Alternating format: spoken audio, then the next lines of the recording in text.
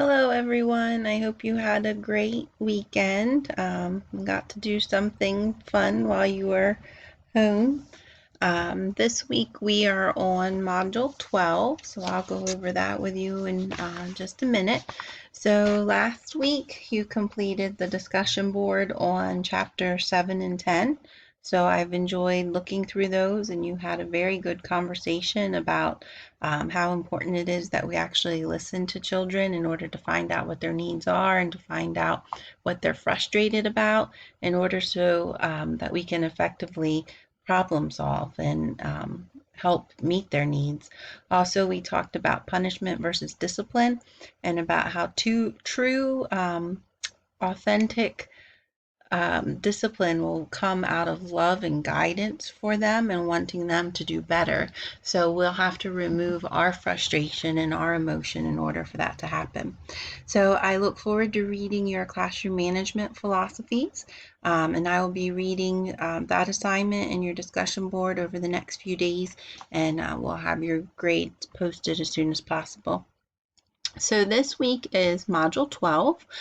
This week we're going to be discussing chapters 11 and 12, which is about children's unmet needs and why children sometimes demonstrate childlike behaviors, which kind of sounds silly because they're children. So of course they'll have childlike behaviors. So your assignment this week is a discussion board, which I'll go over that with you in a few upcoming assignments as well.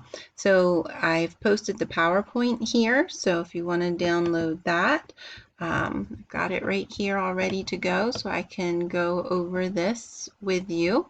As our warm-up, I included a link to Tootie Ta, which is one of Dr. Jean's fun songs, the Tootie Ta, Tootie Ta, Tootie Ta Ta. So I'm sure you've heard that in the CDC.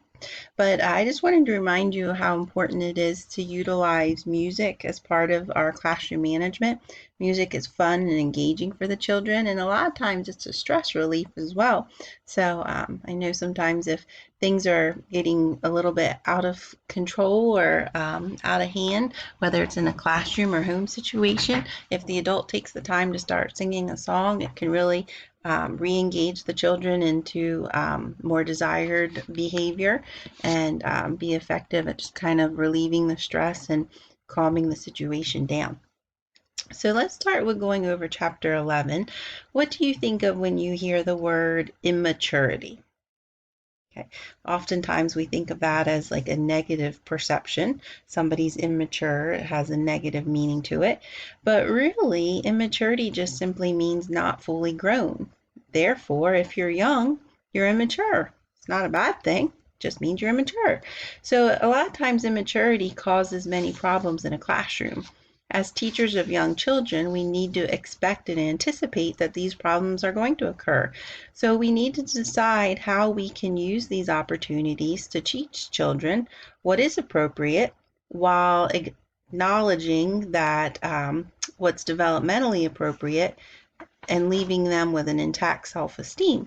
So we need to expect that because children are young, they are immature, these things are going to happen. So we're just going to help redirect and teach them in a positive manner. So I have on the slide there some issues that might happen because of a child's immaturity. So what might be some things you might see in the classroom because a child is physically immature, or because they haven't yet learned yet how to communicate fully, or they don't have the regulated emotional or social skills that we expect to see. So actually in your textbook on page 226, again that's 226, there's a chart on the bottom. So a child who might not have developed motor control yet might bump into other children. It doesn't mean they're bumping in on purpose. It just means they haven't developed full muscle control yet. A child who has tantrum or cries often might just haven't learned to regulate their emotions fully yet. A child who always wants it to be their turn just hasn't learned perspective taking yet. So on your discussion board for this week, I've included these behaviors, and I've asked you to reflect on them. What might this look like in the classroom, and what can you as a teacher do to help and facilitate children who are experiencing these problems? So you'll definitely want to take a look at your chapter to help you as you're answering those questions. So why would a child lie, steal, or cheat?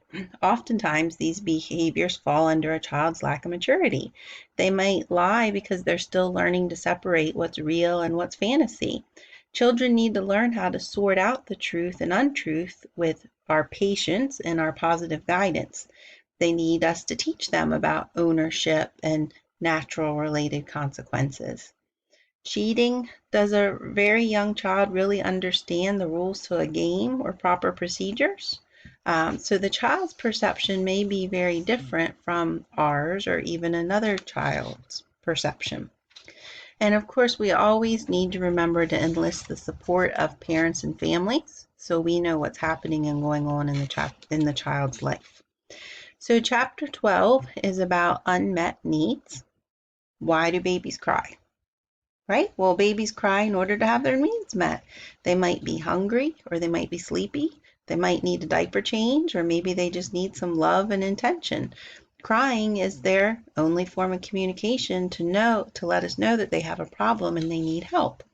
Well, older children still have not fully mastered verbal communication.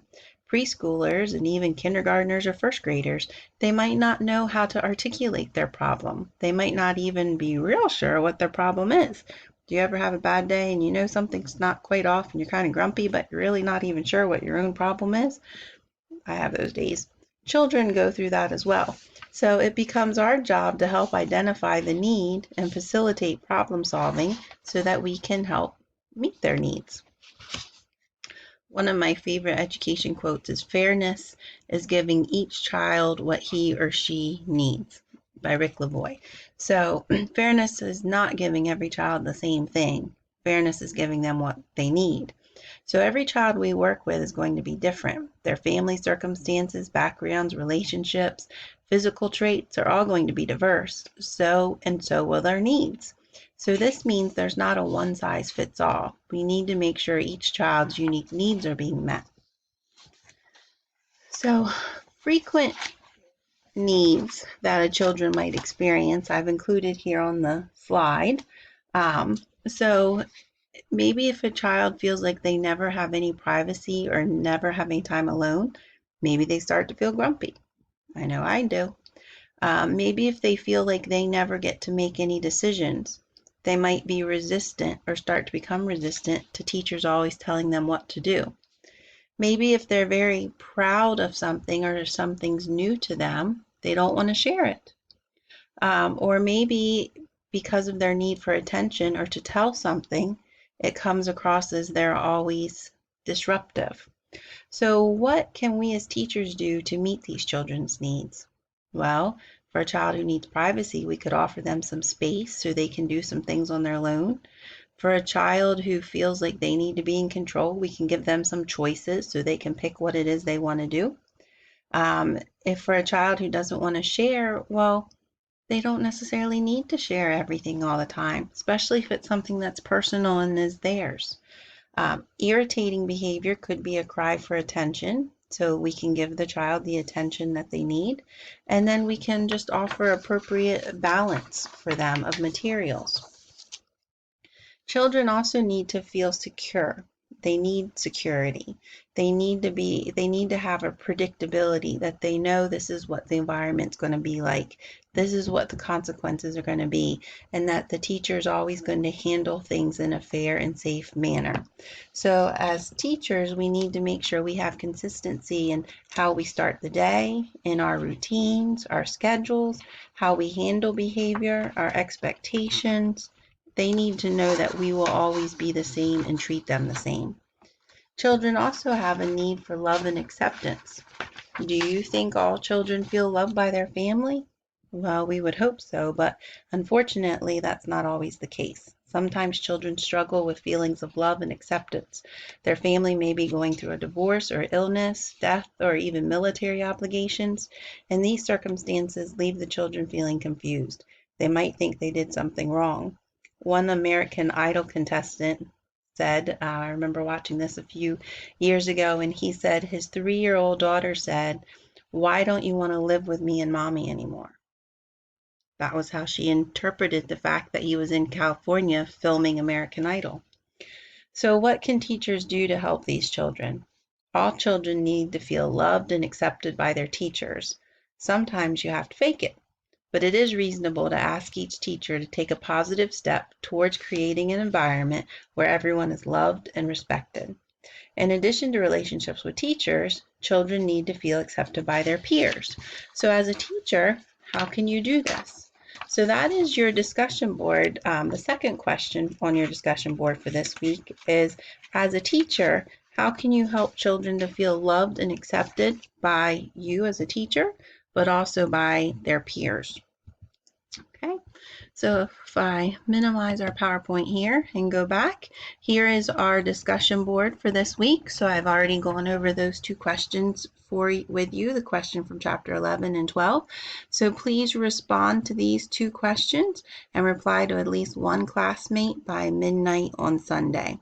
Also, please be thinking about your observation paper assignment, which is due on April 19th. And your new classroom project, which is due on April 26th. So I've included some directions here. If you'd already completed at least 7 hours, just go ahead and write your paper based on the hours you've completed. If you had completed between 4 to 6 hours of observation, please write your paper based on your observation, but also include at least one reference. So it could be an article or website, something that goes along and is a genuine reference to go along with what you're saying. If you had not completed any observation hours or had completed 3 or less, please write your paper based on your time in the classrooms, but also include at least 3 references in your paper. Also be thinking about your new classroom project. That needs to be completed digitally now. So you could create it as a PowerPoint or a Google site.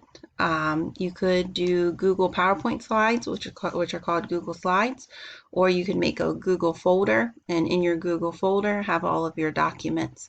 A student that I had in the past told me that I could share hers with you. She had created this PowerPoint for her presentation. So she had an actual hard copy binder that had more details in it, but then she used this version of it when she did her presentation in the classroom. So on the original directions for this assignment, I had that you were completing your hard copy binder, and then you were also going to complete a PowerPoint or some type of a presentation visual to do a presentation in the class. You don't need to complete both now. You can just do one, because I'll post a discussion board when this is due on the week of April 26th, and I'll have you post your digital binder for us all to see. So that will be your presentation aspect of it. So you could make it into a PowerPoint, like I said. You can make it into a Google website, similar to what you have to do in assessment of young children and CIS 108. Or you could do it into a PowerPoint like this and have your text, your visuals, etc. So that's up to you, because remember, you have to have your different artifacts along the way. So if you have any questions, please let me know. I have all the details here for you. I hope you have a great week and a wonderful Easter, and I look forward to hearing from you and reading your discussion board post for this week. Take care.